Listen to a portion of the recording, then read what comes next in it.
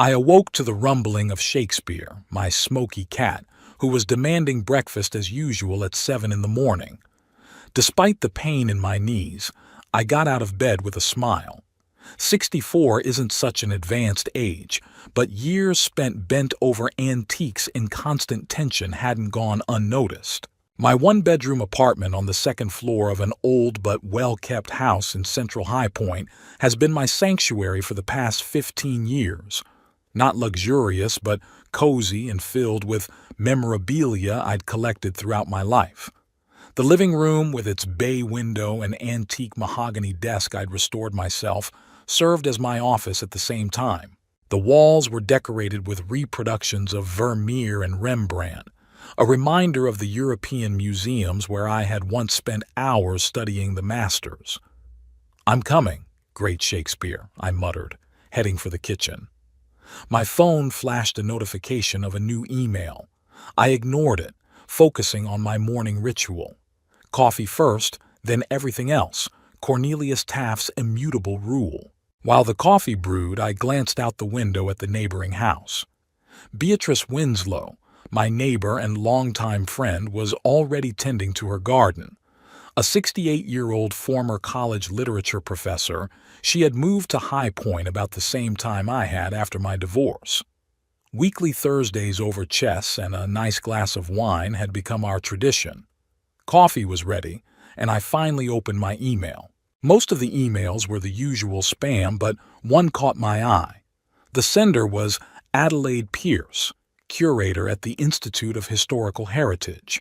I knew her by reputation, a respected scholar working with rare historical documents. "Dear Mr. Taft, the Institute of Historical Heritage is seeking an expert to evaluate a recently discovered collection. Given your reputation in the field of historical documents, we would like to discuss a possible collaboration.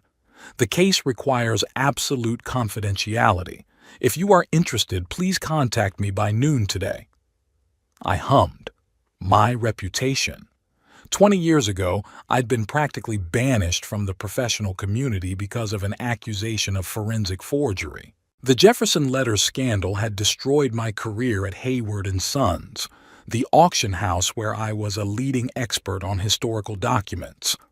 At the time, I insisted on the authenticity of the collection, which was later declared to be a skillful forgery. Years later, it turned out that I was right, but my reputation was already ruined. Since then, I have worked as an independent appraiser, advising private collectors and small auction houses. I lived modestly but decently. However, offers from institutions such as the Institute of Historical Heritage were rare. I dialed the number listed in the letter. "Adelaide Pierce speaking," came the energetic female voice. "Cornelius Taft speaking. I received your letter about the collection. Mr. Taft, thank you for your prompt reply. You're the only expert we're willing to entrust with this work. It's about a recently discovered archive believed to belong to one of the founding fathers. The documents were found in the vault of an old estate in Virginia." "Why me?" I asked directly. "There must be dozens of experts with impeccable reputations." A pause on the other end of the line. "Because you were right then, with the Jefferson Letters. We did our own investigation. Your methodology was impeccable. Plus, you have unique experience with documents from this particular period." I sat down, feeling my pulse quicken.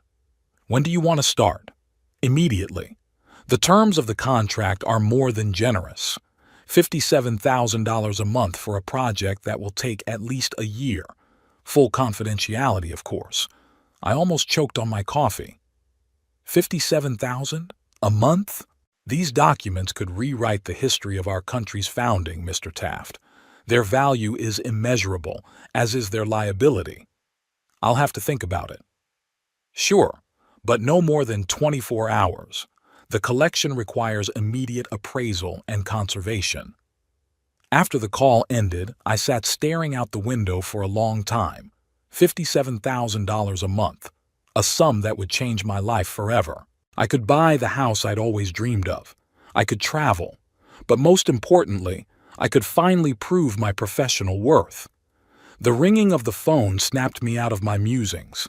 The name Peyton popped up on the screen. My daughter. I took a deep breath, preparing myself for another unpleasant conversation.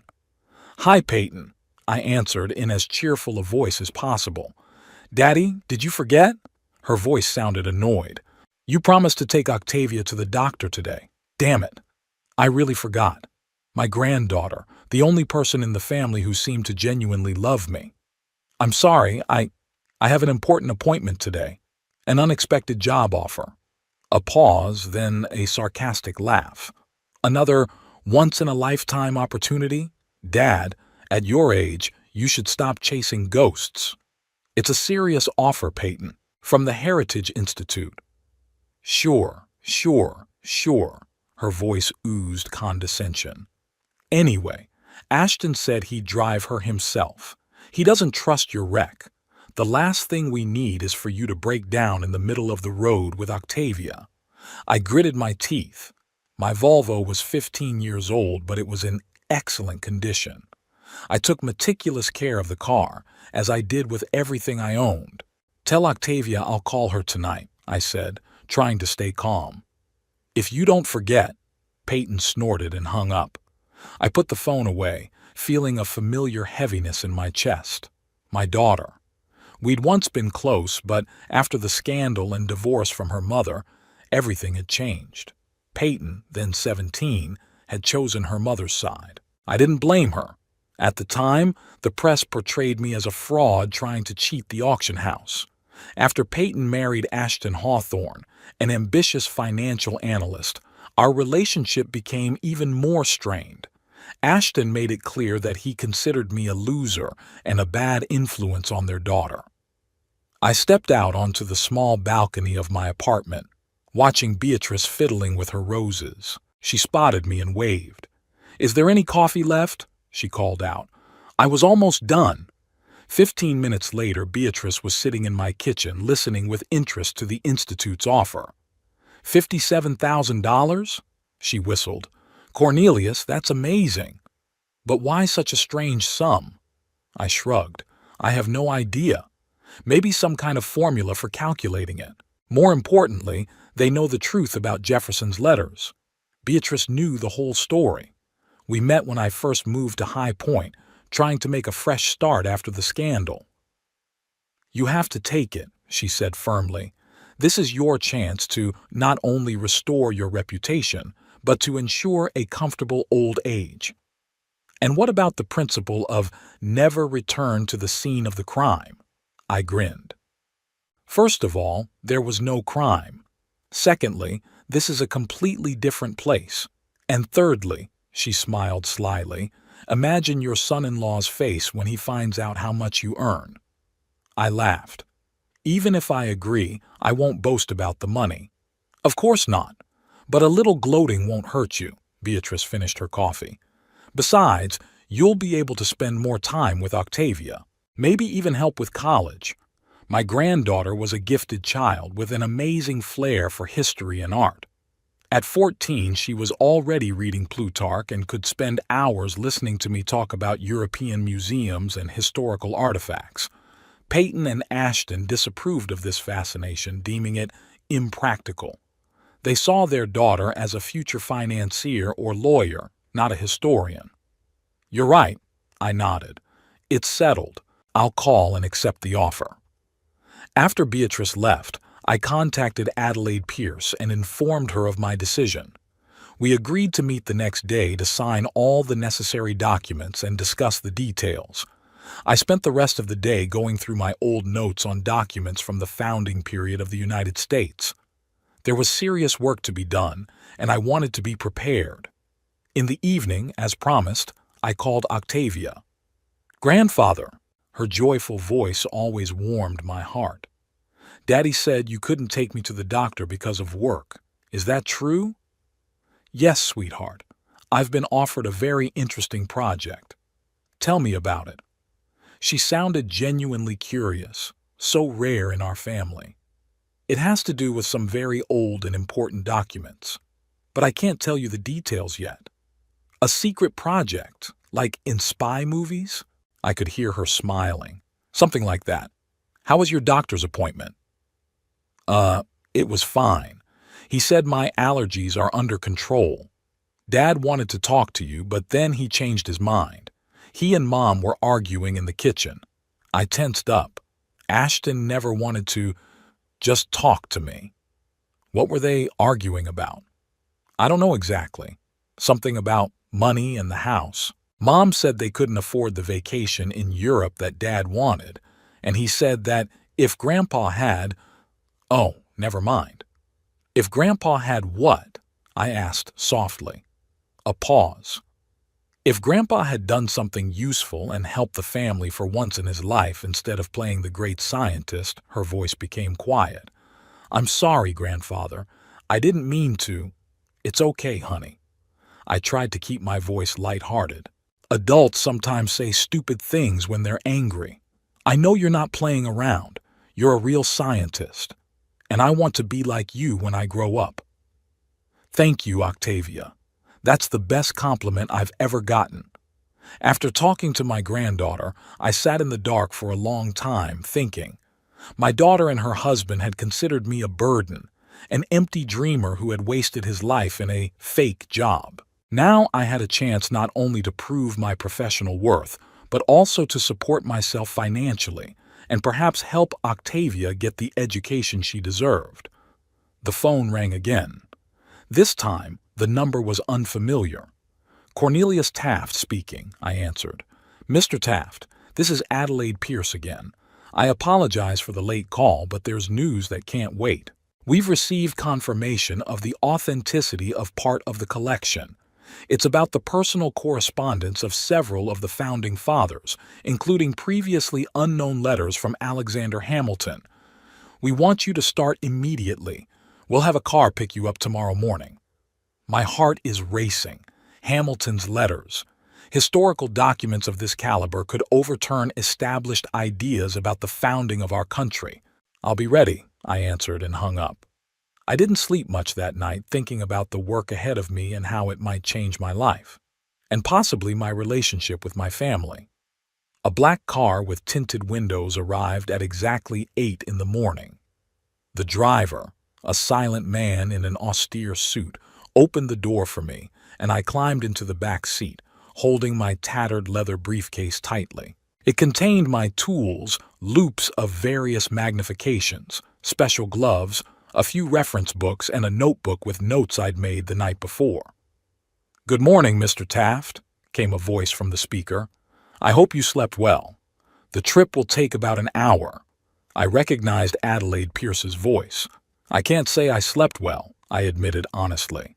Too excited about the prospect of working with the Hamilton collection. "I understand your excitement." I could hear the smile in her voice. "I have to warn you that you'll have to sign some non-disclosure documents before you can begin. The Institute is taking unprecedented security measures." "Of course." "And another thing," she added after a pause. "No one, not even your loved ones, is to be told about the contents of the collection, at least not until the official announcement of the opening." I chuckled to myself. What loved ones could we be talking about? Beatrice?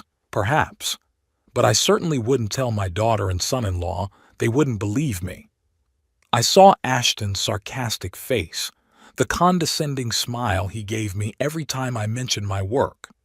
"Don't worry, Miss Pierce," I replied. "I can keep a secret."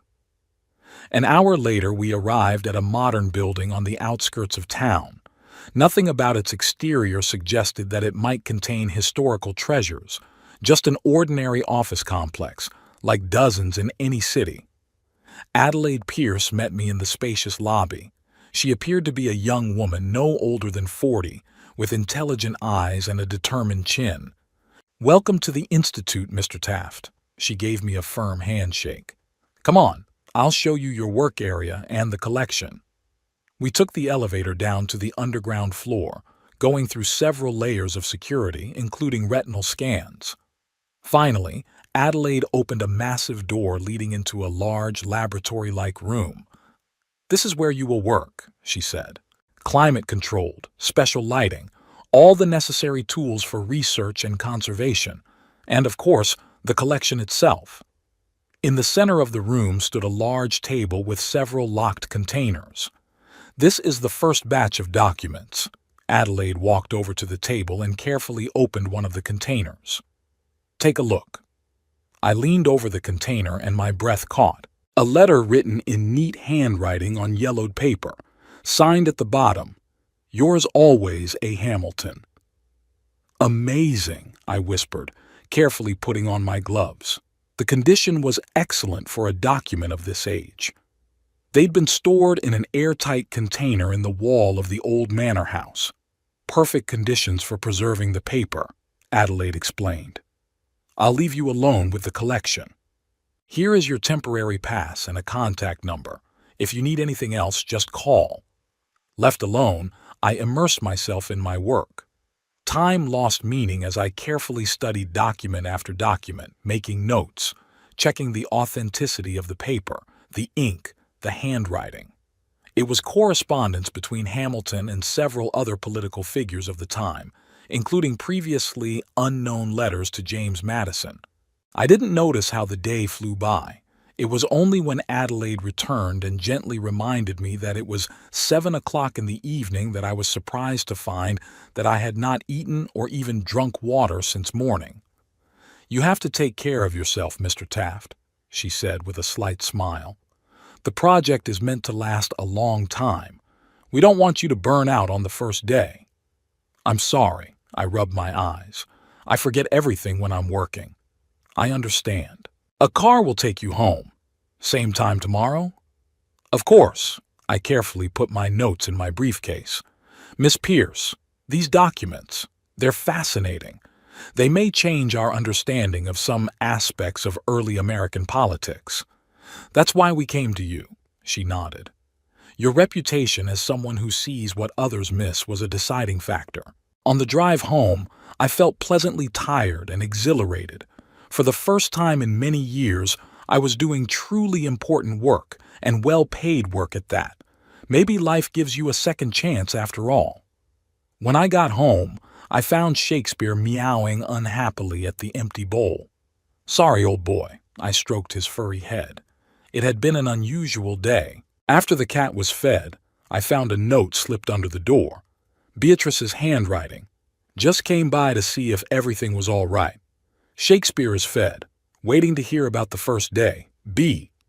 I smiled. "It's good to have a friend who cares about you and your cat." Just as I was about to call her, my phone rang. Ashton's name popped up on the screen. That's weird, it was usually Peyton. "Hello?" I answered with some wariness. "Cornelius," my son-in-law's voice sounded unnaturally friendly. "How are you?" "Fine, thank you. Something wrong?" "Why, happened." He laughed fake laugh. "We just wanted to invite you to dinner this Saturday. It's a family thing, no big deal." I frowned. I'd been invited to family events no more than 5 times in the last 3 years, and each time it had ended in awkwardness and tension. "What's the dinner in honor of?" I asked bluntly. "We just want to get together. Octavia's been asking about you." We have some news." I sighed. Ashton never just called. Something was brewing and I wasn't sure I wanted to be a part of it. On the other hand, the chance to see Octavia. "Okay," I agreed. "What time?" 6 o'clock. "And Cornelius." He paused. "Would you mind not telling Octavia about your, historical stuff this time? Peyton and I are worried she's getting too caught up in this impractical stuff." I felt my fists clench. "History is hardly impractical, Ashton." Yeah, sure." He laughed fake laugh again. "It's just that we want her to focus on subjects that will help her build a career. You understand?" "I understand," I replied dryly. "I'll see you Saturday." I hung up the phone and took a deep breath, trying to calm myself down. Shakespeare jumped on my lap, demanding attention. "What do you say, old boy?" I scratched him behind the ear. "Is it worth going?" The cat only purred in response, covering his eyes in pleasure. For the next 3 days, I was fully immersed in the collection. Every morning a car came to pick me up, and every evening I returned home, physically exhausted but emotionally energized. The documents proved to be a veritable historical bombshell. They contained unknown details about the formation of the financial system of the young United States and Hamilton's personal opinions about his contemporaries. Beatrice was the only person with whom I shared my impressions, carefully avoiding specific details. "You look happy," she remarked as we sat on my balcony Friday evening. "I haven't seen you like this in a long time." "I feel needed," I admitted, as if all those years of waiting and fighting for my reputation had finally borne fruit. "It should be," she raised her glass of wine. "To new beginnings." "To new beginnings," I echoed. We were silent, enjoying the warm evening and the view of the small park across the street. "I'm going to Peyton and Ashton's for dinner tomorrow," I said finally. I had no idea what they wanted. Beatrice pressed her lips together. "Be careful. That Ashton never seemed sincere to me." "I know, but I want to see Octavia."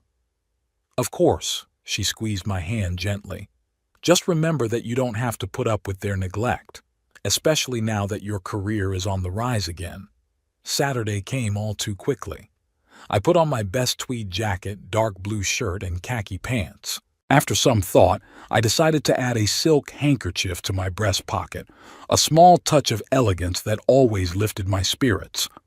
Peyton and Ashton's house was in an upscale neighborhood in High Point A, three-story colonial-style mansion with a perfectly manicured lawn and ornamental shrubs.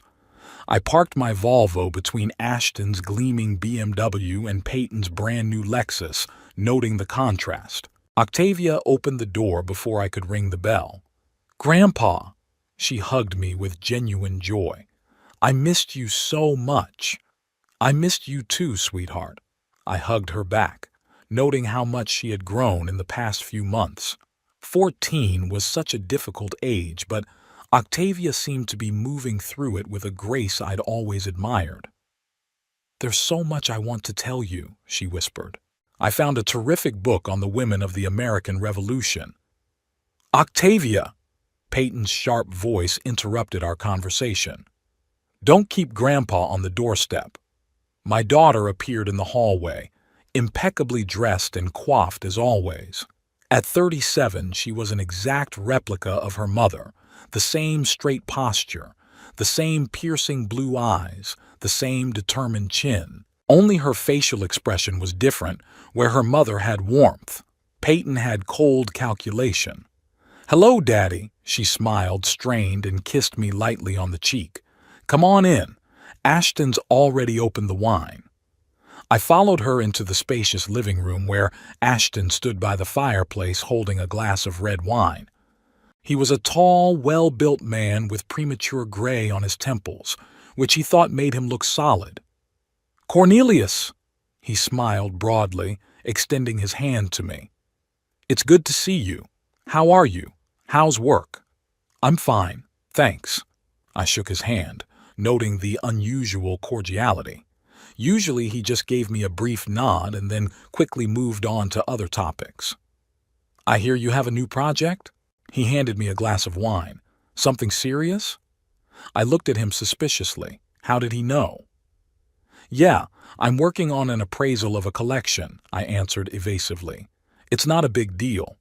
"Don't be modest, Dad," Peyton interjected, taking a seat on the couch.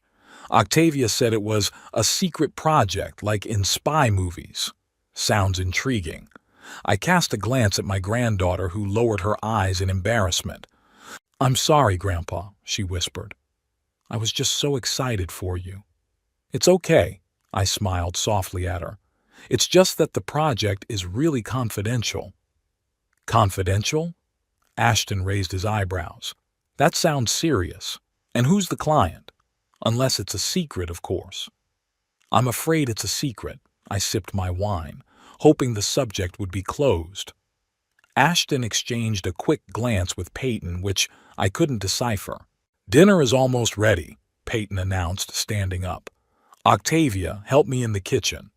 When the women came out, Ashton sat down across from me, leaning forward with a look of confidence. Listen, Cornelius, I wanted to talk to you before dinner. You see, Peyton and I are having some financial difficulties. That's it. I should have known. What kind of complications? I asked cautiously. Nothing catastrophic. He waved his hand. Just some investments that didn't work out as expected. And the mortgage on the house went up. You know how it is. I did know, but only theoretically. I've never lived beyond my means or taken out a loan I couldn't pay back. What's your point, Ashton? He coughed. We thought, since you've got a good project coming up, maybe you could help the family out a little. After all, we've always taken care of you, invited you to the holidays, let you see Octavia. I could hardly contain my laughter. Taken care of? Let me see you. They did everything they could to limit my contact with my granddaughter and never missed an opportunity to remind me of the burden I was on the family. I have expenses too, I said calmly, and I haven't gotten paid for the new project yet. But you will, won't you? His eyes sparkled. And judging by all this secrecy, it's going to be a lot of money. At that moment, Peyton and Octavia returned carrying dinner dishes. What were you two talking about? Peyton asked, setting the plates down. I was telling Cornelius about our financial difficulties, Ashton answered bluntly. Dad. Peyton sat down next to me, putting her hand on my shoulder, a gesture she only used when she wanted something. We rarely ask for help, you know that, but we really need support right now. Ashton mentioned possible layoffs at his company, and Octavia's private school has raised fees. I thought you were transferring me to a public school, Octavia intervened, frowning. You said you couldn't pay for Briarwood anymore. Peyton threw a warning glance at her daughter. We're considering different options, dear.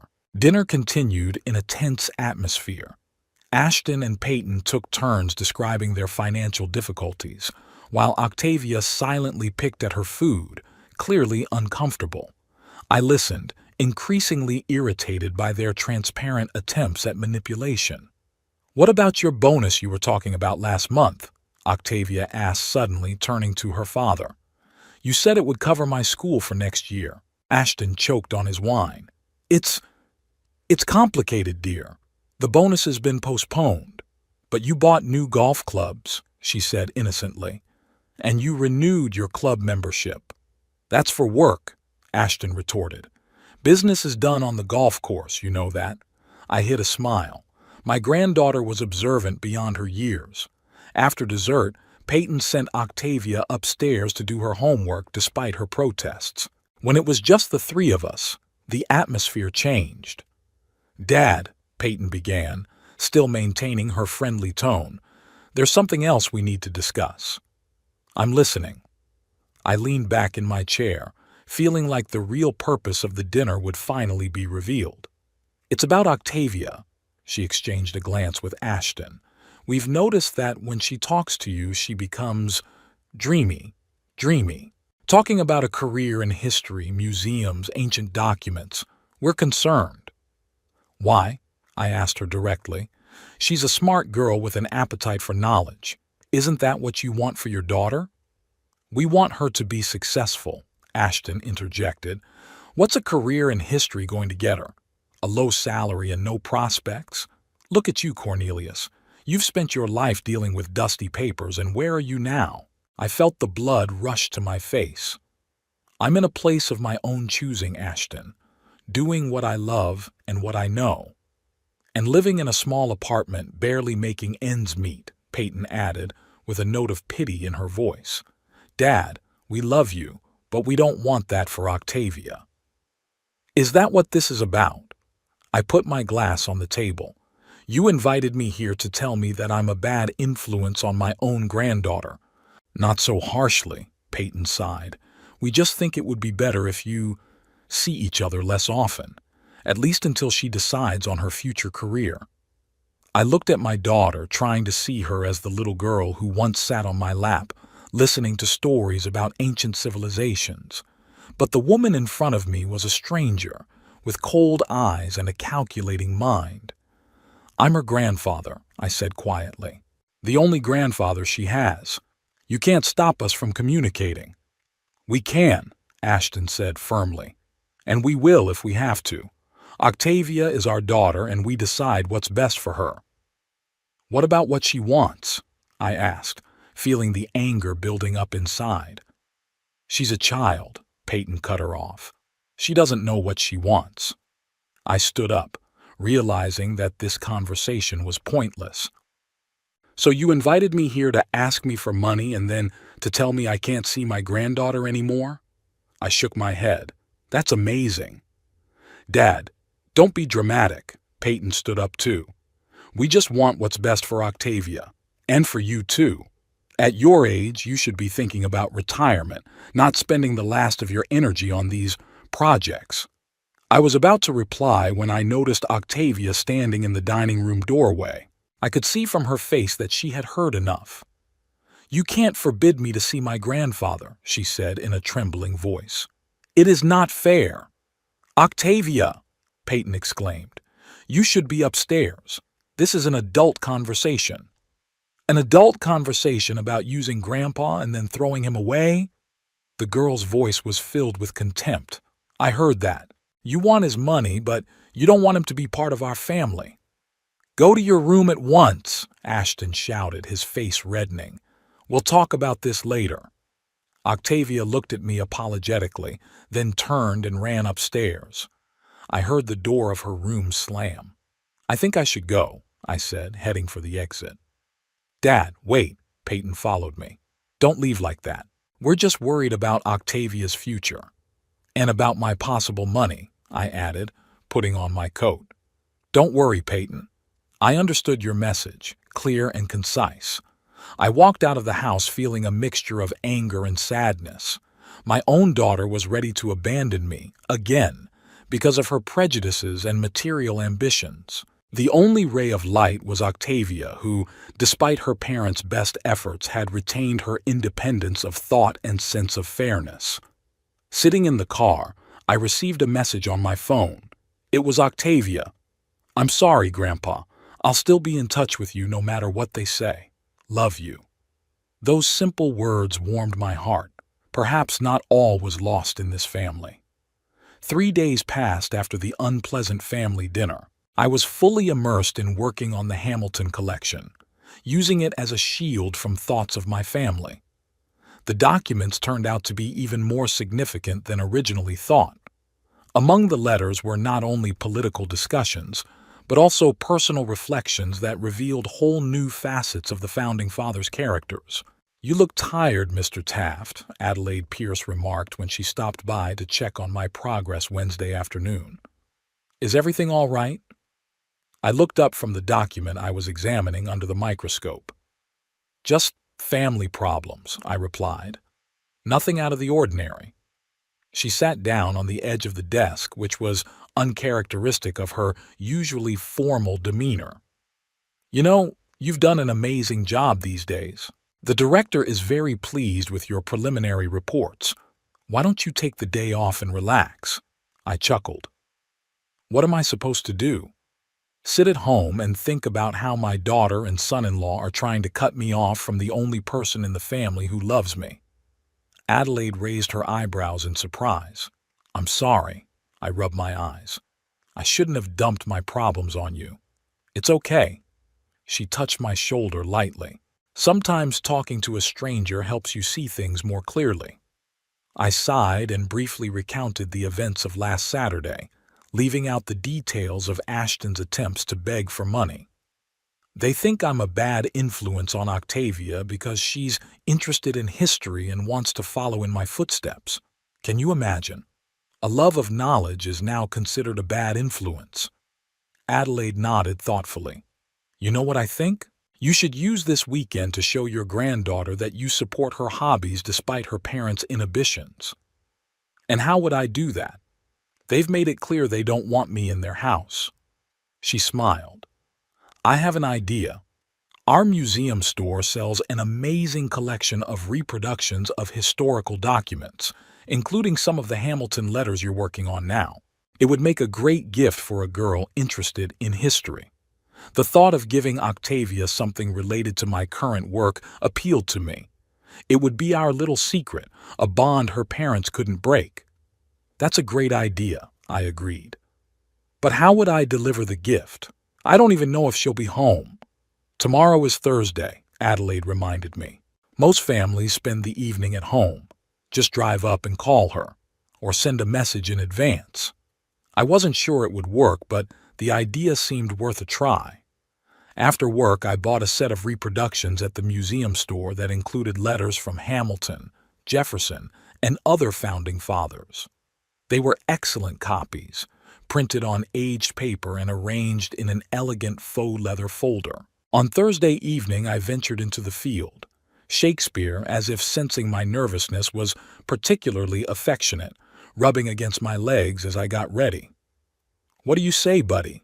I asked, scratching behind his ears. "Is it worth the risk?" The cat purred, which I took as approval. I sent Octavia a quick text. "I'll be near your house at 7 o'clock tonight. I want to give you a message. If you can come out, it would be my pleasure. Love you, Grandpa." The reply came almost instantly. "I'll be waiting. Mommy's home, but Daddy's late at work. Love you." Not ideal, but I was willing to take the risk to see my granddaughter. The day was cool but clear. I put on my best tweed jacket, tied a silk tie, and even spritzed on the cologne Octavia had given me last Christmas. Beatrice caught me at the door as I was on my way out. "You look like $1,000,000, she smiled. "A date?" "Meeting my granddaughter," I replied. "A covert operation." She nodded understandingly. "Be careful. And if anything, I'm home all evening." The drive to Peyton's house took about 20 minutes. I parked around the corner so as not to attract the attention of the neighbors and sent Octavia a message of my arrival. A couple minutes later, she ran out of the house looking around like a spy on a mission. "Grandfather!" She rushed toward me, hugging me so tightly that I almost lost my balance. "Hush, hush," I laughed, hugging her back. "I don't want the neighbors to call the police thinking you're being kidnapped." She pulled back, her smile brightening. It was like she'd matured even more in the last few weeks, some new determination in her eyes. "Mom's home, but she's on the phone," she said. "We have about 15 minutes. I handed her a carefully wrapped gift. "It's for you. I hope you like it." Her eyes widened with anticipation. She carefully unwrapped it, and when she saw the contents, her face lit up with delight. "Reproductions of letters from the founding fathers," she exclaimed, carefully going through the documents. "This is amazing. Look, there's even a letter from Hamilton to Madison about the Bill of Rights." "I thought it might help you study history," I said, enjoying her reaction. "And maybe shut your teacher up the next time he mixes up the Adamses." She laughed, then suddenly became serious. "Grandpa, there's something I have to tell you. I've decided I want to be a historian like you, no matter what my parents say." I felt a warmth rise in my chest, but I tried to keep my expression neutral. "Are you sure?" "It's not an easy road, Octavia. Your parents are concerned about the practical side for a reason. I don't want a practical, boring job that will only make money," she interrupted me. "I want to do something important, something that matters. Like you. You always followed your passion even when everyone was against you."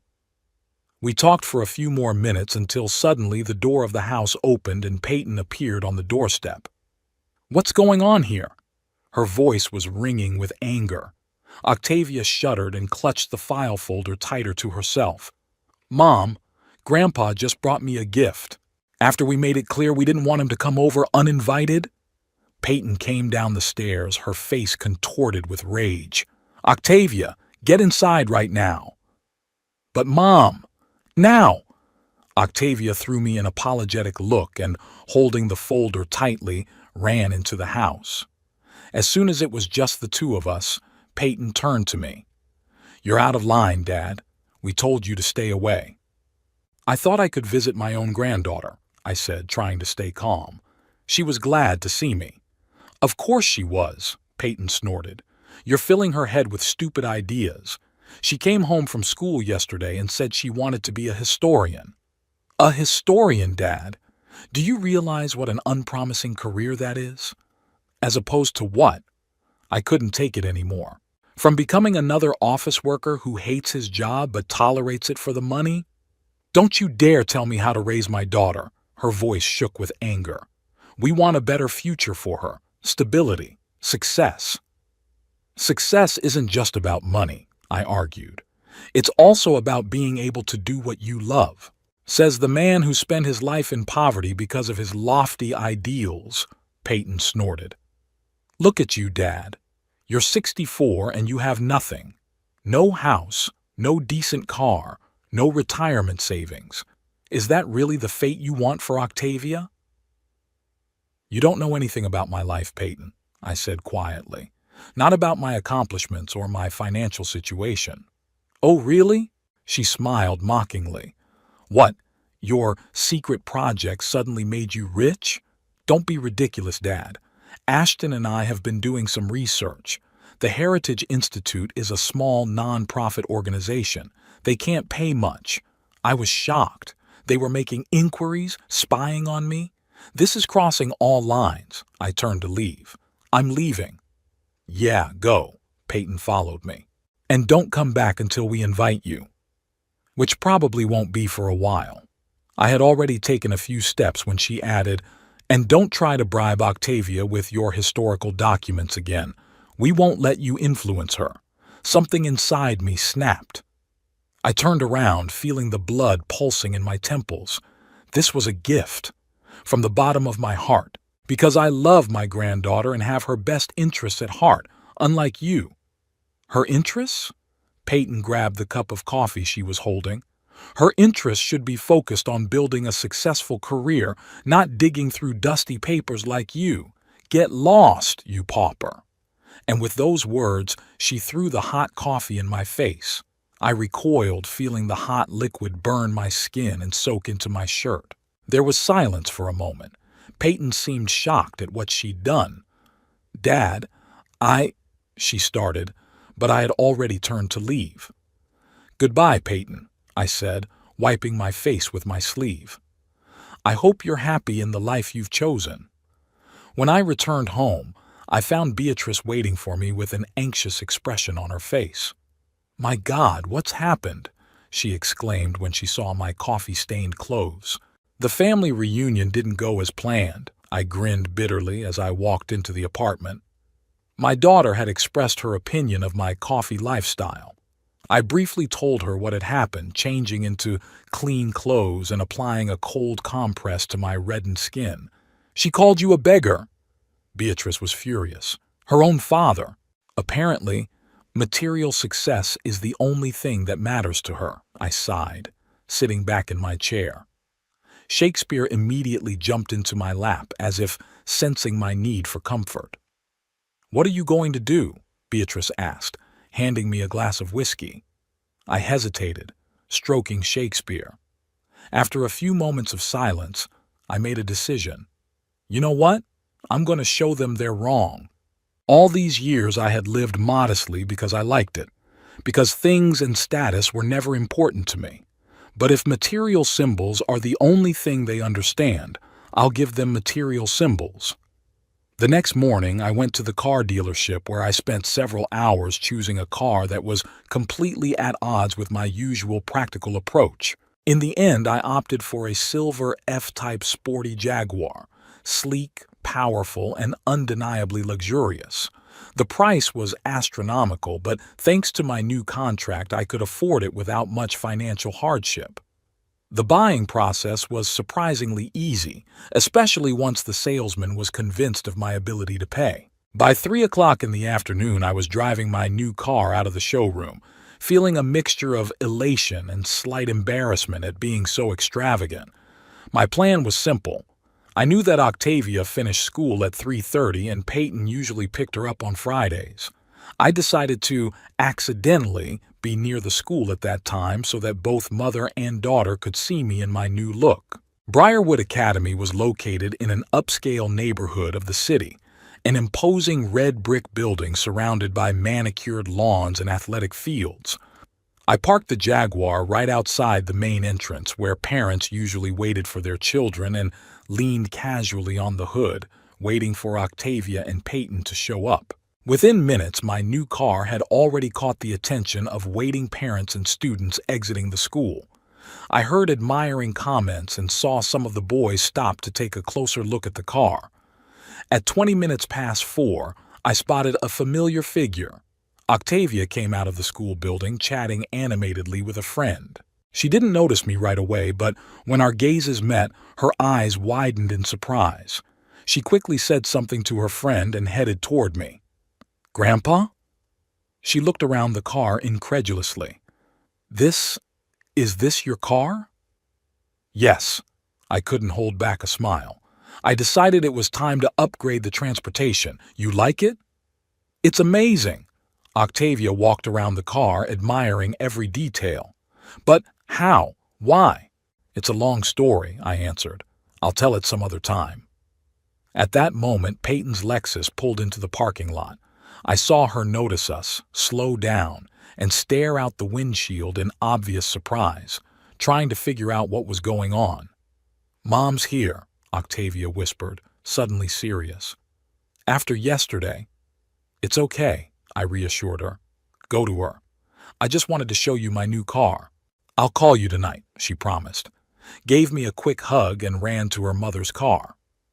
I watched Peyton get out of her Lexus, frozen in place as I fully realized that the luxury sports car belonged to me.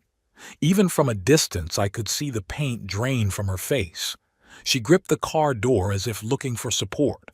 I slowly got behind the wheel of the Jaguar, turned on the engine, and slowly drove past Peyton, letting her get a good look at me behind the wheel. Our gazes met, and I noticed in her eyes a mixture of shock, disbelief, and maybe fear. Fear that all her ideas about me and my capabilities were wrong. I gave her a slight nod and drove out of the school parking lot feeling oddly satisfied.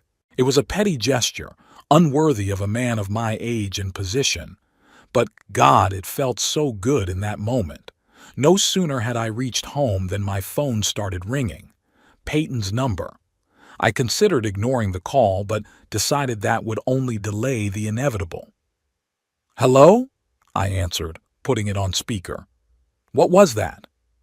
Peyton's voice sounded strained, almost hysterical. "Where did you get this car?" "I bought it today," I answered calmly. "I decided it was time to upgrade my transportation."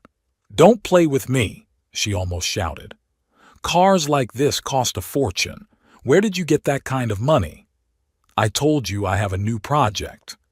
"No project can pay enough to let you buy a Jaguar. What's going on, Dad? Did you get involved in something illegal, or is this just a rental to impress you?" I sighed. Typical of Peyton to assume the worst right off the bat. "Peyton, I don't have to report my finances to you, especially after yesterday. I overreacted yesterday." Her voice suddenly softened. "We were all on edge. Why don't you come over for dinner tonight and we'll talk it over, like a family?" I couldn't help but laugh. Yesterday, I was a pauper who wasn't allowed to see my own granddaughter, and today I'm suddenly part of the family again? All because I got an expensive car? "Daddy, please," she said with a pleading tone in her voice. "I need to understand what's going on. You look different. This car, it's not like you." "Maybe you just don't know me as well as you think you do," I replied. "I'm sorry, Peyton, but I'm not coming to dinner. I have other plans." "What plans?" she asked demandingly. "Dad, I have a right to know what you've gotten yourself into." "No, you don't." My voice got harder. "You've made it clear that I'm not part of your family. Well, now live with the consequences of your decision." I hung up, feeling a strange mixture of bitterness and satisfaction. The phone rang again, but I ignored it. Instead, I focused on the road, enjoying the smooth ride of my new car and the realization that, for the first time in years, I was in control of my relationship with my daughter. When I pulled up to my house, I saw Peyton's Lexus already parked in the driveway. She herself was waiting on the steps, pale and clearly agitated. When she saw me, she moved toward me, looking at me and the car as if she couldn't believe her eyes. "Daddy, we need to talk," she said, coming closer. "I want an explanation. Where did you get the money for this car? What was the project? Why didn't you say anything?" I looked at Peyton standing in front of my new Jaguar with a look of shock and disbelief on my face. Her confidence and disdain from yesterday had been replaced by a confusion that she hid poorly. "Daddy, please, let's talk," she repeated, taking a step toward me. "I just want to understand what's going on." I calmly locked the car and headed toward the driveway as if I didn't notice her agitated state. "Cornelius Taft!" Her voice became harsh. "I'm your daughter, and I have a right to know where you suddenly got the money for a luxury sports car." I stopped and slowly turned to her. "Yesterday I was a beggar who you forbade to see your own granddaughter. And today you suddenly remembered that I'm your father." Her cheeks turned slightly red. "Yesterday I overreacted. You know my temper. I inherited it from you, by the way. I don't remember ever pouring coffee on someone and calling them derogatory nicknames," I said dryly. Peyton lowered her eyes, suddenly looking like a little girl who knew what she'd done was wrong. It reminded me of when she was still my little girl, not the cold and calculating woman she'd become. "I apologize for my behavior," she said quietly. "It was unforgivable. But you have to understand that Ashton and I are just concerned about Octavia and her future. And frankly, about you too. You've always lived so, modest. And now you show up in a Jaguar that's worth at least $80,000. It's scary, Dad." "Why should my financial well-being scare you?" I asked, crossing my arms across my chest. "Isn't that what you've always wanted? For me to be successful by your standards? I want to know that this success is real and legitimate." Her last word came out. Legitimate. Her last word sounded almost like an accusation. I laughed, unable to contain myself. "Do you really think that I, a man who has dedicated his life to studying history and preserving cultural heritage, would suddenly do something illegal? At 64, I decided to become a criminal mastermind." Peyton was even more embarrassed. "No, of course not. But you have to admit, it's kind of weird. All your life you've barely made ends meet, refused my financial help out of pride, and now all of a sudden you're driving around in a car that costs as much as a small house." I sighed. There was some truth to what she said. My sudden, extravagant purchase did seem unusual for a man of my stature. "Peyton, I got a well-paid contract. That's all you need to know. I can't divulge the details because of a confidentiality agreement." "But what kind of contract? With whom? How much?" She wouldn't give up. "Dad, I just want to make sure you're not being lied to or used." "I'm not being cheated or taken advantage of," I said firmly. "And I'm perfectly capable of taking care of myself no matter what you think of me." At that moment, Beatrice came out of the driveway carrying a garbage bag. When she saw us, she slowed down, assessing the situation. "Hello?" She nodded to Peyton. "Beautiful day, isn't it?" "Hello, Miss Winslow." Peyton smiled, strained. "Yes, it's a beautiful day." "Did your father show you his new automobile?" Beatrice smiled slyly, clearly enjoying the moment. "It's an amazing car, isn't it?" "Yes, it is," Peyton agreed. "I was just asking where it came from." "Oh, your father is a very important person now," Beatrice winked at me. "He's working on a secret project of national importance, but I can't tell you anything else. It's a state secret, you understand." I could hardly contain a smile as I watched Peyton's eyebrows go up. "A state secret?" she repeated incredulously. "Dad, what is she talking about?" "Beatrice likes to be dramatic," I shrugged. "But yes, my project does require complete confidentiality, and that's the end of the subject." Beatrice, having thrown out the trash, came back to us. "Peyton, would you like to come in for a cup of tea? I was just baking your father's blueberry pie. He said you loved it when you were a kid."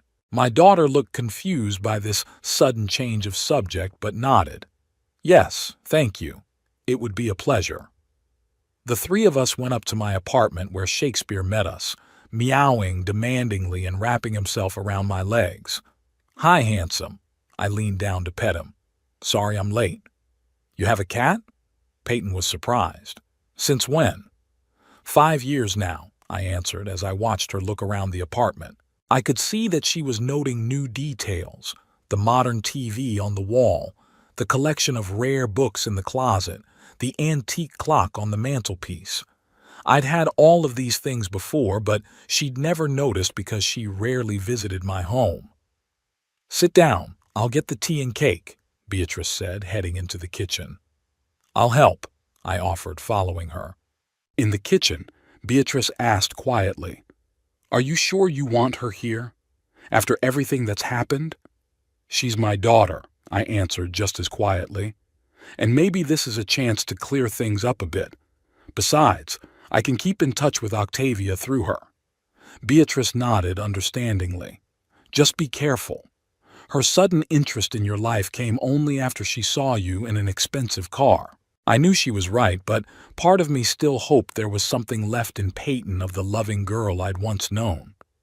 When we returned to the living room with tea and cake, Peyton was sitting on the couch, looking at the picture of Octavia on the coffee table. "She looks so much like you," Peyton remarked as I set the tray down. "Same eyes, same stubborn chin. And the same passion for history," I added, pouring the tea. Peyton sighed. "That's what I wanted to talk to you about. Dad, I realized that Ashton and I were a little harsh yesterday. Of course, we have no right to forbid you from seeing Octavia. And if she's really interested in history, perhaps that's not such a bad thing." "What a sudden change of heart," I remarked, cutting off a piece of pie. "Something tells me it's not just about realizing your mistakes." Peyton blushed. "You always saw right through me." She sipped her tea. "Okay, I admit it. Your new, financial situation has made Ashton and I reevaluate some things. Perhaps we were wrong to think that a career as a historian necessarily leads to poverty. Or maybe you thought that a rich grandfather historian was better than a poor grandfather historian," Beatrice interjected, not hiding her sarcasm. Peyton gave her an irritated glance, but remained silent. "Anyway," she continued, turning to me, "Ashton and I would like to invite you to dinner this Saturday, to talk things over and maybe start over. Octavia would be very pleased." I put down my fork and looked at my daughter carefully. "Peyton, I appreciate your invitation, but let's be honest with each other. All you and Ashton see in me is money. Yesterday I was a nobody. Today I'm suddenly a welcome guest, just because I bought an expensive car." "That's not true," she objected, but her eyes betrayed the truth. "It is," I shook my head, "and I don't want that kind of relationship. Not with you, not with Ashton. I want to see Octavia, but not at the cost of hypocrisy." "So you're saying no?" Her voice has grown cold. "Dinner, yes, but I would like to keep in touch with Octavia. Perhaps we could set up some sort of schedule to meet without having to pretend we're a happy family." Peyton finished her tea in silence and set her cup down. "I'll talk to Ashton," she said finally, "but I can't promise he'll agree, especially after you rejected our offer of reconciliation." "We both know it wasn't a sincere offer," I replied calmly. "And tell Ashton that I'm not going to fund his investments or pay for your European vacations if that's what he expects from our reconciliation." Peyton flared up, confirming my suspicions. "You were always too perceptive," she stood up. "Thanks for the tea, but I have to go. I'll be in touch with you about Octavia." After she left, Beatrice looked at me with a mixture of admiration and concern. "You were cruel to her." "She's been cruel to me for years," I replied, putting away the dishes, "and I don't want to start a fake relationship based only on her sudden interest in my money." "And rightly so," Beatrice nodded. "But still, she's your daughter, and maybe somewhere deep down inside, she still loves you." "Perhaps," I agreed without much conviction. The next few days passed in tense anticipation. I returned to my work at the Institute, fully immersed in researching Hamilton's collection. Analyzing documents and writing detailed reports helped take my mind off family problems. When I returned home on Wednesday evening, a message from Octavia was waiting for me. "Grandpa, my parents let me see you on weekends. Can I come over on Saturday? P.S. They don't know I'm writing to you now." I smiled, imagining her secretly sending me this message, probably hidden in her room. I replied, "Of course, sweetie. I'll be waiting for you anytime you want. Why don't we go to the museum?" Her answer came almost instantly. "Yes, to the historical museum. I read there's a new exhibit about the Constitutional Convention." I was touched by her enthusiasm. Despite her parents' best efforts to turn her away from history, her interest only grew. Saturday morning, I received a strange phone call from Ashton. His voice sounded unnaturally friendly. "Cornelius, good morning. I hope I didn't wake you up." "No, I've been up for a while," I answered cautiously, wondering what he wanted. "Good, good. Listen, about Octavia. Peyton and I have been thinking about it, and we think you're right. We can't keep you two from seeing each other. She can spend the day with you, but please have her home by 7 p.m. "Thank you, Ashton," I said, surprised at his sudden concession. "I appreciate your decision." "Yeah, well, family's family, right?" He laughed awkwardly. "By the way, I heard you bought a new car." "A Jaguar, I think. Impressive." "Oh, that's what it is." I could see why he was suddenly so cooperative. "Yes, I decided to treat myself," I said neutrally. That's great. You deserve nice things, Cornelius. By the way, I was thinking, maybe we could have lunch together sometime, just you and me. There are some, investment opportunities I'd like to talk to you about." I could barely contain my laughter. Did he really think I'd believe his sudden interest in talking to me? Very tempting, Ashton, but I'm afraid my schedule is too tight right now. Work takes up most of my time. Yes, of course I understand. His disappointment was almost palpable. Maybe some other time. Anyway, Octavia will be ready by 10 in the morning. Will you pick her up? Yes, I'll be at your place at 10. As I hung up the phone, I shook my head, surprised at how predictable Peyton and Ashton had been. As soon as they saw the outward signs of wealth, their attitude toward me had changed completely. I was no longer a useless old man living in the past, but a potential source of financial gain. At exactly 10 o'clock, I drove up to their house in my new Jaguar. Octavia was already waiting on the porch, dressed in jeans and a sweater with a small backpack over her shoulders. Standing beside her were Peyton and Ashton, both with strange smiles. "Grandpa!" Octavia rushed over to me as soon as I got out of the car. "I'm so happy to see you." I hugged her, feeling my heart warm at her sincere affection. "It's good to see you too, sweetie." Peyton and Ashton followed, their eyes fixed on my car. "Impressive car, Dad," Peyton said, running her hand over the smooth surface of the hood. "Must have cost a fortune." "A good investment," I replied evasively. "Ready, Octavia? We're in for an exciting day." "More than exciting." She smiled, then turned to her parents. "Bye, Mom. Bye, Dad. I'll see you tonight." "Wait a minute." Ashton put his hand on her shoulder, stopping her.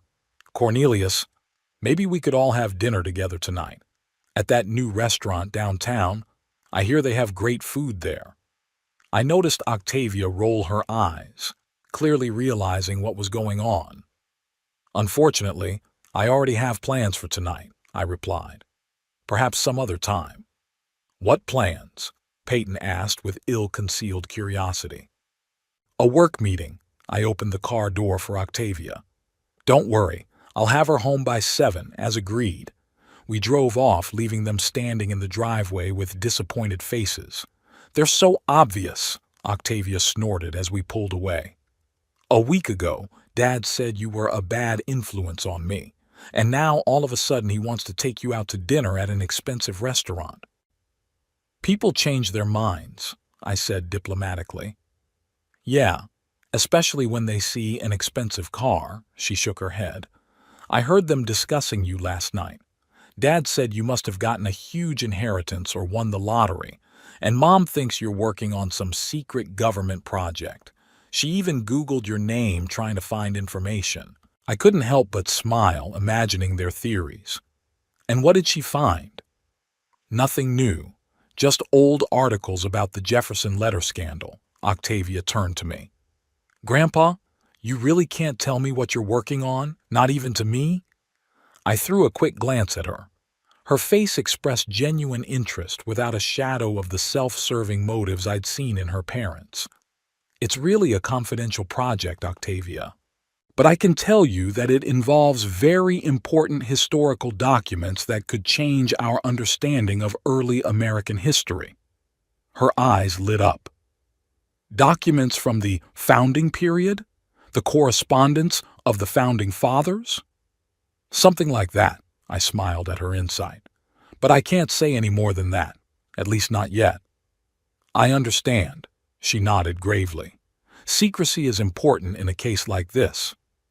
I won't tell anyone, not even my parents, especially my parents.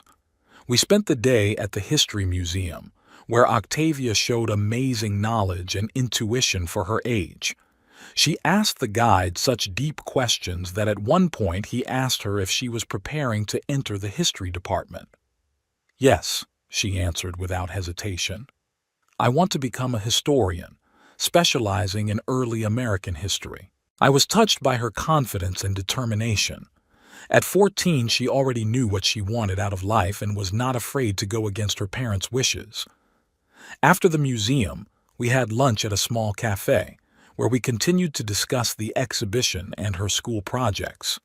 You know, I've decided to write a research paper on the role of women in shaping the early U.S. financial system, she said, sipping her milkshake. Everyone writes about the military and politicians, but no one pays attention to how wives and daughters influence the decisions of their husbands and fathers. That's a brilliant idea. I was genuinely impressed. Many historians ignore this aspect.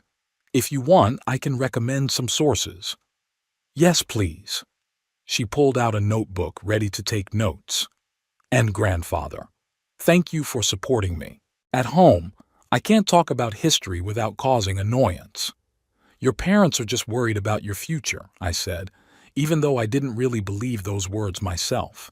They want you to be successful. But what is success? She put the notebook aside. For them, it's just money and status. But I think real success is doing what you love and doing something meaningful. Like you. I was touched by her words. You know, Octavia, I wasn't always so sure of my choices, especially after the Jeffersonian letter scandal. There were times when I wondered if I should have gone against the tide. But you were right. Her eyes sparkled. And everyone knows that now, don't they? Not everyone, but some important people do, I smiled. And it's a reminder that sometimes you have to wait a long time for the truth to prevail. After lunch, we decided to take a walk in the park. It was a beautiful day, warm for fall, with bright sunshine and a light breeze rustling the leaves that were beginning to turn yellow. Grandfather, Octavia stopped suddenly at the pond where the ducks were swimming. I wanted to ask, are you happy? In general, in your life? Her question caught me off guard. I hesitated, looking at the calm surface of the water. Yes, I think I'm happy, I finally answered. I've had an interesting life, full of ups and downs. I did what I loved even when it was hard. I have true friends like Beatrice, and I have you, my wonderful granddaughter. So yes, I am happy. Even though Mom and Dad, she faltered awkwardly. Parent-child relationships can be complicated sometimes, I said softly. Your mom wasn't always like that. When she was little, we were very close. She loved it when I told her stories about ancient civilizations and great historical figures. Did she? Octavia looked surprised. She never talked about it. A lot changed after the scandal and my divorce from your grandmother, I sighed. Peyton was a teenager then, and it was hard for her. She chose her mother's side, and as time went on, Our relationship became more and more strained. And now she's suddenly interested in you again because you bought an expensive car, Octavia said with an uncharacteristic cynicism for her age. Life is complicated, Octavia, and people are complicated too. Even your parents. They're not perfect, but they love you and want the best for you, even if their idea of best is different from yours. She nodded thoughtfully, tossing breadcrumbs to the ducks. You know what's weird? She said after a pause. They always told me that money wasn't important, that it was more important to be a good person. But all they talk about is status, career, expensive things. And now all of a sudden they've decided that you're a fit grandfather again, just because you have money. People often contradict themselves. I put my hand on her shoulder. It's important that you decide for yourself what values are the most important for you. I've already decided, she smiled at me. I want to be like you. I want to follow my passion, even if it's not easy. The months flew by. I was fully immersed in the Hamilton collection, which was even more important than I'd originally anticipated. Every day brought new discoveries, unknown details of the founding of the U.S. financial system, personal reflections of the founding fathers on the future of the nation, secret agreements between political figures of the time. Adelaide Pierce became not just a colleague, but a trusted friend. Her in-depth knowledge of historical documents and preservation helped me move through my work faster than I expected. Cornelius, you've done an incredible job, she said one evening as we went over my reports together. The director is thrilled.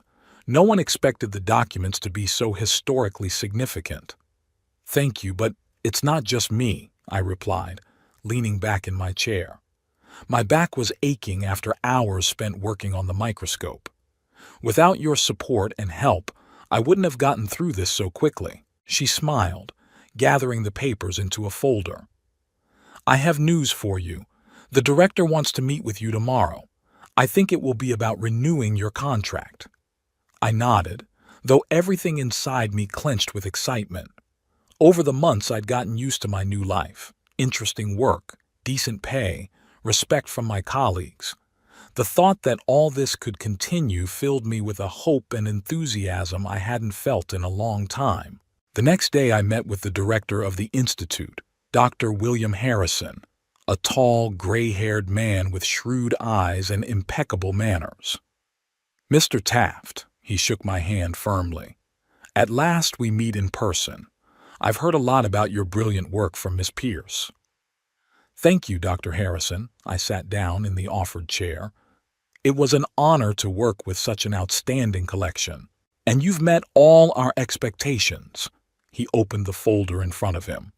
Your reports on the authenticity of the documents, their historical context and significance are excellent. Thanks to you, we now know that this collection will change the way historians think about the early period of the Republic. I nodded modestly, waiting for him to continue. In fact, that's why I invited you here today. He motioned a document toward me. The Institute would like to offer you a permanent position as a senior expert on historical documents. The contract is for 5 years with the possibility of extension. I took the document, running my eyes over the terms. The salary was more than generous, even more than I was getting from my current project. I don't know what to say, I said, feeling a lump in my throat. It's an honor. It's our honor, Mr. Taft, the director smiled. People with your knowledge, experience, and, most importantly, intuition are rare. The Institute would be happy to have you on its permanent team. I signed the contract without hesitation. 20 years of professional exile were over. I was once again recognized and in demand in my field. On my way home, I stopped by the bank where I met with my financial advisor. Over the past few months, I had accumulated a substantial amount of money in my account. I had always lived modestly, and my new salary allowed me to put most of it away. Mr. Taft, with that kind of income, you might want to think about buying a house, the advisor said as he looked over my accounts. Or perhaps building an investment portfolio? I have other plans, I replied. I'd like to set up an educational trust for my granddaughter, to provide for her future college education. The counselor nodded, making notes. That's a wise decision. We can set up conditions under which the funds will be available for tuition only. Are there any special requirements? I thought for a moment. Yes. I want her to have access to the trust only after her 18th birthday, and only if she enrolls in college. And the choice of major should be entirely her own decision, without outside pressure. It can be done legally, the counselor wrote down my wishes. Would her parents have access to these funds? Absolutely not, I answered firmly. Only my granddaughter should manage this money, and only for her education. We completed the necessary paperwork and I left the bank with a sense of accomplishment. Octavia will get to follow her dreams, regardless of what her parents think about it. When I returned home, I found Beatrice tending to my cat. Shakespeare missed me, she said when I walked in. He and I were philosophizing about the mortality of existence. I smiled as I took off my coat. And what conclusions did you come to? That life is short, but a good night's sleep and good food are eternal values, she winked. How was your meeting with the director? I told her about the new contract and she was genuinely happy for me. I always knew justice would prevail, she said, hugging me. You deserve this recognition, Cornelius, more than anyone else. Thank you. I was touched by her support. You know, I've also set up an educational trust for Octavia, so she can study history if she wants to, regardless of what her parents think. A smart move, Beatrice approved. What about you? Maybe it's time to consider a more comfortable place to live. Don't get me wrong, your apartment is charming, but with your new options, I wondered. I've always loved my modest apartment, but lately I've really started to feel the need for more space, for books, for work, for life. You're right, I finally said. I think it's time for a change. Over the next few weeks, I scoured real estate listings until I found the perfect one, a small but elegant house in the historic district of the city. It was built in the 19th century and retained many of the original features: high ceilings, wood floors, marble fireplaces. The two-story building with its spacious library and sunroom seemed made for me.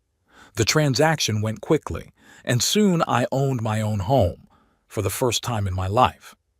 The move took a few days, but with the help of Beatrice and a few colleagues from the Institute, everything went smoothly. Shakespeare was unhappy with the change at first, but quickly settled into his new home, especially loving the sunny windowsill in the library where he could spend hours watching the birds in the garden. I didn't tell Peyton and Ashton about my move, but Octavia knew my new address and often came to visit on weekends. Our meetings became regular. Every Saturday we would go to museums, historical sites, or just sit in my new library discussing books and historical events.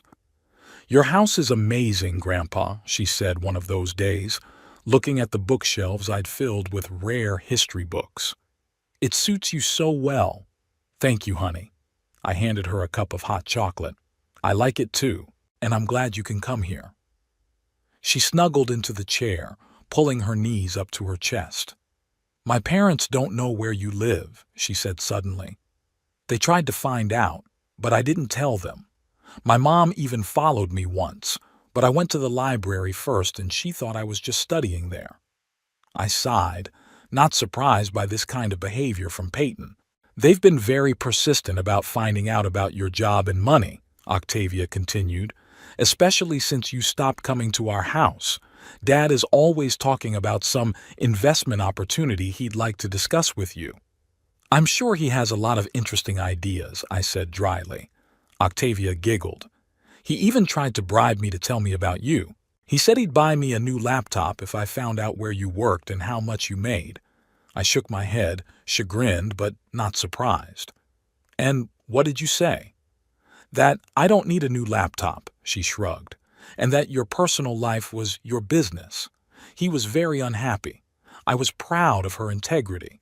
Despite her parents' best efforts, she had grown up to be an independent and moral person. "By the way," I said, remembering the trust, "I have news for you. I have set up an educational fund for you. The money will be available after your 18th birthday when you go to college." Her eyes widened in surprise. "Grandfather, that's so generous. But you didn't have to—" "I wanted to do it," I interrupted her, "so you could study what you were really interested in without financial constraints." She jumped up and hugged me tightly. "Thank you," she whispered. "It means more to me than you can imagine." A week later, a storm blew in. Peyton called me late at night, her voice shaking with anger. "How could you, Daddy?" she screamed as soon as I picked up the phone. "Set up a trust for Octavia without our knowledge? Without our consent?" I sighed. Apparently, Octavia had told them about my gift. "It's my money, Peyton. I'm free to use it as I see fit." "We're her parents," she kept yelling. "We have the right to know about any financial decisions regarding our daughter."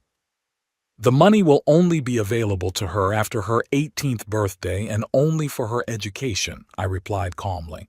"I don't see the problem with that. The problem is that you're undermining our parental authority." Her voice got even higher. "Now, Octavia has declared that she's going to study history in college because you're supporting her dreams."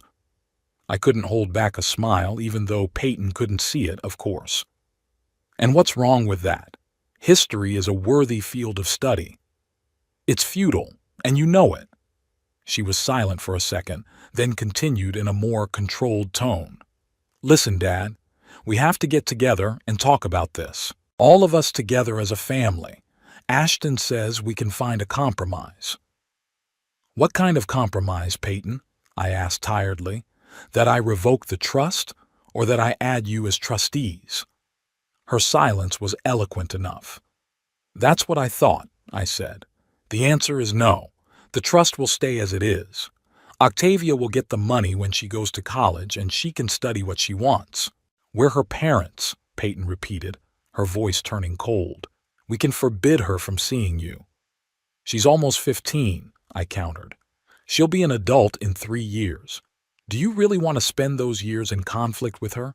Because believe me, if you forbid her to see me, she'll never forgive you." Peyton was silent. I knew she understood the truth of what I was saying. Octavia was too much like me, stubborn, principled, ready to fight for what she thought was right. "We'll come to see you tomorrow," she said at last. "The whole family. We must discuss this in person." "I have no desire to see you or Ashton," I replied. "But Octavia is always welcome in my house. You haven't even told us where you live now." Her voice was irritated again. "We only heard about your move from Octavia." "Because I didn't want you to know," I answered honestly. "Given your behavior lately, I prefer to keep my distance." "That's ridiculous," she snorted. "We're your family, Dad." "No, Peyton. You and Ashton are not my family. You were clear about that when you called me a pauper and forbade me from seeing Octavia. The only member of your family I care about is my granddaughter." "You can't be serious." Her voice trembled. "Whatever happened in the past, we can fix it, especially now that your financial situation has improved." "Exactly," I grinned bitterly. "Especially now. When I was just an old man with little income, you wanted to get rid of me. Now that I have money, you suddenly remember family ties. That's hypocrisy, Peyton." "How dare you?" She was outraged. "We've always taken care of you." "No, we haven't," I said firmly. "And now you're not concerned about my well-being, but about getting access to my money. I didn't give you my new address because I don't want you showing up on my doorstep with another investment opportunity or request for financial assistance." There was a long pause. "So that's it?" Her voice turned icy. "You just cut us out of your life?" "You cut me out of your life years ago," I replied calmly. "I'm just making it official. The only thing I ask is that you don't interfere with my communication with Octavia. What if we forbid her from seeing you?" She sounded threatened. Then in 3 years, when she gets access to the trust and goes off to college, you'll probably never see her again, I said, knowing my words were cruel but true. She's smart and independent, Peyton, and she won't forget if you try to control her that way. Peyton took a deep breath. You've changed, Dad. Money has changed you. No, Peyton. I'm still the same person I've always been. You're the one who didn't see the real me until you decided I could be financially useful. After that conversation, I expected trouble, but to my surprise, Peyton and Ashton didn't forbid Octavia from seeing me. Perhaps they realized it would only alienate their daughter, or perhaps they still hoped to gain access to my finances through her. Instead, they changed tactics, suddenly becoming unusually interested in the story. Ashton had even bought some books on the Founding Fathers and was trying to discuss them with Octavia. It's so obvious, my granddaughter told me during our regular Saturday meeting. Dad suddenly started saying that maybe a career as a historian wasn't such a bad idea, that he'd always liked history, he was just worried about my future. And you believe him? I asked, pouring the tea. She snorted. Of course I don't. He can't even tell the difference between Adams and Jefferson. Yesterday he asked if Hamilton had been president. We laughed together, and I felt a warm wave of pride in my granddaughter. Despite her parents' best efforts, she had stayed true to herself. But you know what, Grandpa? She continued, becoming serious. Despite all their attempts at manipulation, I can't hate them. They are my parents, and somewhere deep down inside they love me. They just don't understand. I was touched by her wisdom and generosity. You're right, Octavia. They love you in their own way, and it's important to remember that, even when you don't agree with them. She nodded, looking thoughtfully into her cup. I want you and Mom to make up. She's your daughter, like I'm her daughter. Shouldn't a family stick together despite their differences? I sighed, feeling a familiar heaviness in my chest. Was there still hope for reconciliation with Peyton? After everything that had happened? After years of estrangement and recent hypocrisy? Sometimes the wounds are too deep, Octavia, I said softly. But I promise I won't close the door completely. If your mother ever wants a real reconciliation, not because of money or status, but out of a genuine desire to repair the relationship, I'll be willing to listen to her. Octavia brightened, as if my words gave her hope. Thank you, Grandfather. That's all I ask. That evening, after I saw Octavia off, I sat in my new library for a long time, staring at the dancing flames in the fireplace. Shakespeare purred in my lap, enjoying the warmth and peace. My life had come full circle, from success to downfall and back to success again, from family man to outcast and now to a man who had found his way and his place in the world again. I didn't know if I'd ever be able to reconnect with Peyton. Perhaps too much water had flowed under the bridges of our lives. But I knew one thing.